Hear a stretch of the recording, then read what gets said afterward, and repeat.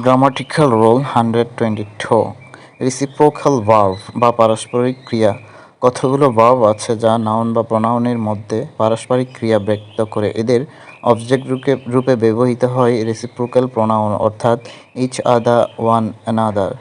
কিছু ভার্ব রয়েছে যেগুলো রেসিপ্রোকাল ভার্ব হিসেবে ব্যবহৃত হয়ে থাকে, যেমন এগ্রি, চ্যাট, যোগ, ফাইট, নিও, help, hug, talk, marry, discuss, call, debate, argue, know, etc. Example: the love one another. Good students teach one another. Rima and Dina help each other. The siblings fought with each other.